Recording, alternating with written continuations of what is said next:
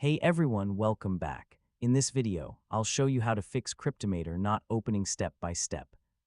If Cryptomator won't launch or keeps crashing when you try to open it, the issue is usually caused by an outdated version, missing system updates, corrupted settings, or software conflicts.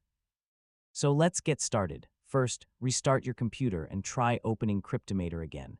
Yeah, a simple reboot can clear temporary system errors that may prevent the application from launching properly.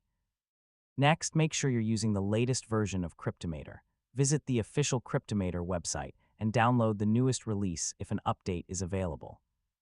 Installing the latest version often fixes bugs and improves compatibility with your operating system. If the app still won't open, check whether your operating system is fully updated. I mean, install the latest Windows, macOS, or Linux updates, then restart your computer before launching Cryptomator again. You should also temporarily disable any antivirus or security software that's blocking the application, or add Cryptomator to the software's trusted or allowed list if necessary. If you're on Windows, try running Cryptomator as an administrator by right-clicking the application and selecting Run as Administrator. If the problem continues, uninstall Cryptomator, restart your computer, and install a fresh copy from the official website.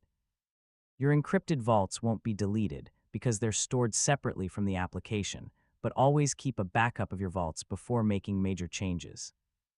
Finally, if Cryptomator still refuses to open, check the official Cryptomator community or support resources for known issues related to your operating system.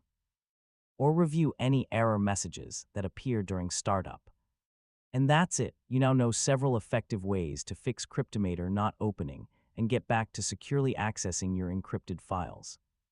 If this tutorial helped you, don't forget to like the video, share it with your friends, and subscribe for more easy tech guides. Thanks for watching, and I'll catch you in the next one.